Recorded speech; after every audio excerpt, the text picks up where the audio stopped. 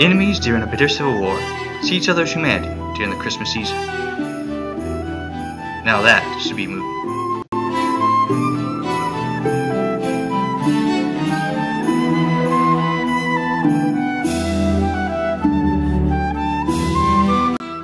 Hello, and thanks for watching today's episode of That Should Be a Movie. I'm C.W. Johnson Jr. Today's book I have to pitch as a movie is God Rest Ye Merry Soldiers, a true Civil War Christmas story by James McIvor from Viking Press. Christmas in America in 1862 was much different than Christmas in America in 1861. While the first holiday season during the American Civil War was festive, since the youth of the nation were still filled with romantic notions about war being an adventure, the next December was colder, after both Bill Yank and Johnny Reb had seen hundreds of thousands killed by bullets and sickness, and maimed for life during the destruction of battle. Besides a few pies for the common soldier who lived near home, and fancy balls for officers like Confederate Cavalry General John Hunt Morgan, whose life and raid into and escape from Indiana and Ohio could be a movie, the Christmas season passed as though it was just another day. Even the execution of deserters were still carried out. This gloom around Christmas was due to the fact that the holiday's meaning had changed from one of rowdy excess for adults to that of family gatherings and religious observances. McIvor records the evolution of celebrating Christmas and how greeting cards and songs in 1862 expressed longing for home and innocence. For example, the Southern Illustrated News contained this poem. This happened one Christmas, I'm sorry the right, a porch blockaded and Santa tonight. Well, how'd it get down here? For if he should start, the Yankees would get him unless he was smart. They beat all the men in creation to run, and if they could get him, they'll think it'd find fun. They put him in prison, steal the nice toys. It's time to bring our girls and boys. But try not to mind it, tell all your jokes. Be gay and cheerful, like other good folks. For if you remember to be good and kind, old Santa next Christmas will bear it in mind. In the North, the poet Longfellow wrote the now classic Christmas song, I Heard the Bells on Christmas Morning. This poem was originally about the war. Its most historic lines have been cut over the years. It was as if an earthquake rent the hearthstones of a continent, and made forlorn the households born, of peace on earth, goodwill to men. And in my despair I bowed my head. There's no peace on earth, I said, for hate is strong and mocks the song, and peace on earth, goodwill to men. Then pealed the bells more loud and clear. God is not dead, nor doth he sleep. The wrong shall fail, the right prevail, but peace on earth, goodwill to men.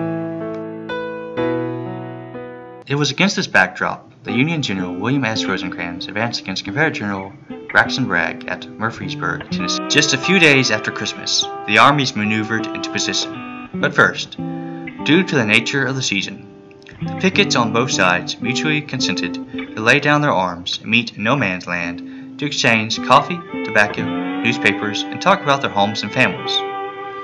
Unofficial truces like this between the common soldier occurred across the country throughout the war.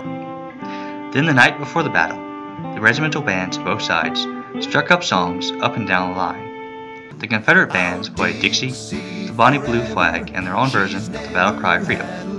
The Union bands played Hail Columbia, Yankee Doodle, and their own version of the battle cry of freedom. With the cross, we will ride down with the traitor flag. With the star while we rally around the flag, boys, rally once again. The battle cry. Then a Union band started playing Home, Sweet Home. Then, as if by common consent, and no doubt due to the magic of the Christmas season being on the men's minds, and with a bonding that only warriors who respect the equally brave men that they must kill in the morning, every throat took up the song. Not an eye was dry. Be it ever so humble, there's no place like home. Home, home, sweet, sweet home. There's no place like home. There's no place like home. The next day, December 31st, 1862, the Battle of Stone Rivers began. It'll last until January 2nd, 1863. Over 29,000 men became casualties. Percentage-wise, it was second only to Gettysburg in rate of casualties per men involved. A charge by Confederate General John C. Breckinridge was right behind Pickett's charge in percentage of casualties. Survivors named one pivotal point on the battlefield, Hell's Half Acre, and recall that the river literally ran red with blood. Amazingly, Bill Yank and Johnny Reb still showed each other compassion during lulls in the fighting and after the battle ended. Men gave their wounded enemies drink from their canteens. Surgeons worked on men from both armies.